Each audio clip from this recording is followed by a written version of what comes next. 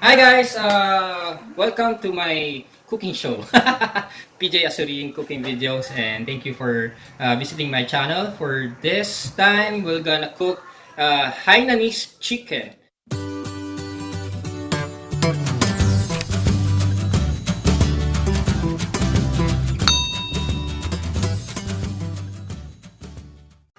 Hi guys, welcome to my cooking show, PJ Asurin cooking videos, and thank you for visiting my channel. For this time, we're gonna cook Hainanese chicken. So if you go to Singapore, you'll be able to try that chicken rice and Hainanese chicken. Nagiging uso na rin to sa Pilipinas where they offer restaurants where they offer Hainanese chicken. So, since we're so far from the Philippines right now, so, inaral namin kung paano magluto nito. So, this is my own version of Hainanese chicken. Okay, let's go! Oh, if this is your first time visiting my channel, please don't forget to like and subscribe here. Okay, let's go! Okay, so what do we have here? We have ginger, we have the garlic, we have onion, we have rosemary, onion leeks, oregano, mint, and nor chicken cubes. And of course, syempre kung Hainanese chicken, we have the chicken, of course. And for this one, I already deboned it. You can buy some leg quarters and debone it when you cook, but you can still use the bones when you boil it on the pot so that it will have additional flavor. And of course, we'll have our patis fish sauce. Okay, let's go prepare it. Okay, start na. Alright, so first we'll have the chicken, deboned chicken, and boil it. Okay, dami na ito. Okay, and the bones. You can also put that on your boiling.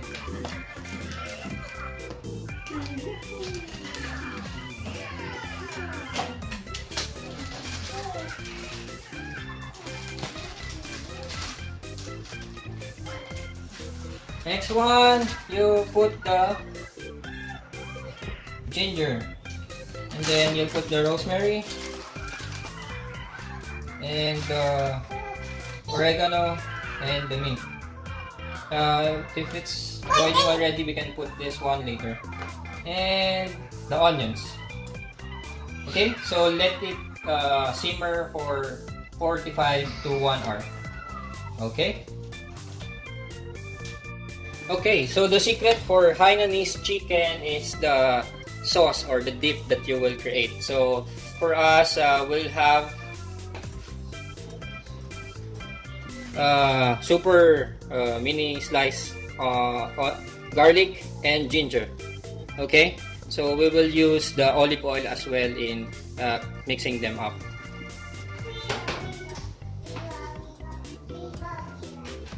This one, see, it's a virgin, extra virgin olive oil.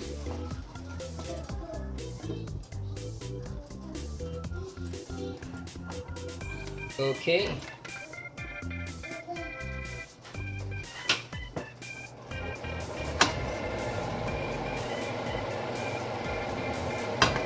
So, pag mainit na siya, lagay nyo lang yung garlic and ginger together.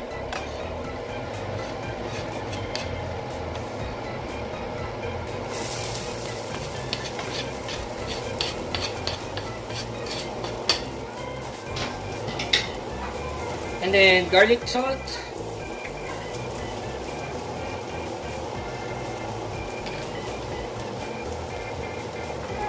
And fish sauce konti.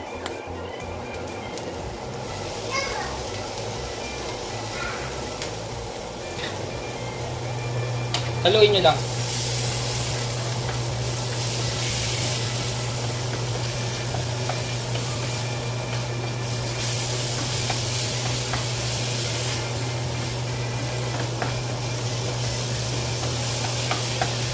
Bango ah.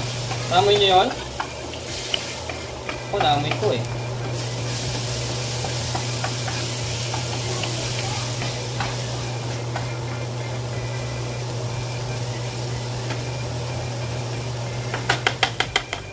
So, depende sa kung anong gusto nyo. Kung gusto nyo medyo ma-oily, lagyan nyo pa ng dagdagan nyo pa ng oil.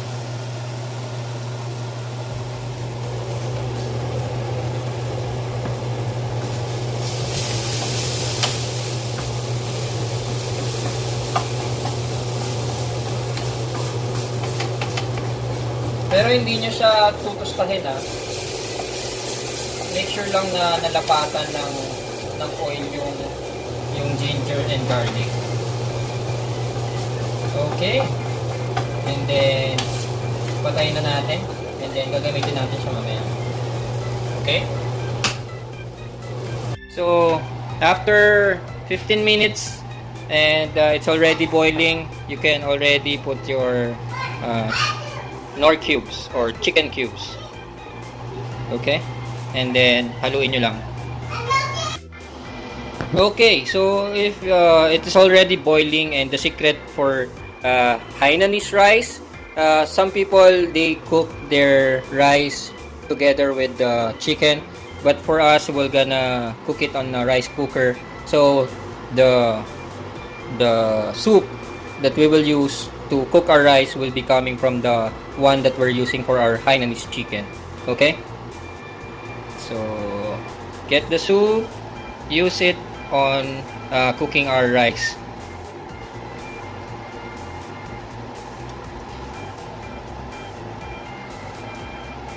Okay.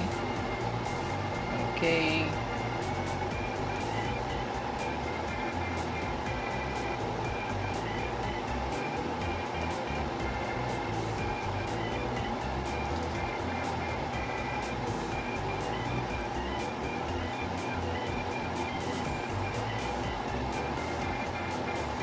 Alright, so then we will just put this on the rice cooker and then let it be cooked, and we will use it on our food later. Alright?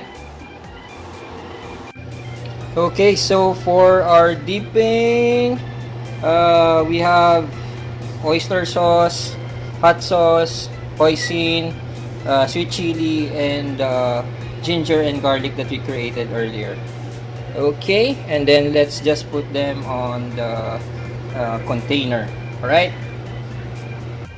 so for the finishing touches, after 45 minutes you bring out the chicken, and I have here olive oil, and then what you will do is you will grab the olive oil and pinturahan nyo yung chicken ng olive oil. Okay, para mas maganda siya sa picture at presentation. Shiny. Shiny. Shiny, shimmering, splendid. Parang Aladdin lang ah. A whole new world. Diba? Pang Instagram to. So parang mini-make-upan nyo lang siya kasi masyado siyang bland. Okay. Ayan, tapos na ang makeup. Girl, already have your makeup. And then we will slice it and do it on the presentation. Okay? Okay, so this is our Hainanese chicken rice, and as you can see, the soup that we used on boiling the chicken will be our soup for today. Alright, let's eat! Come on!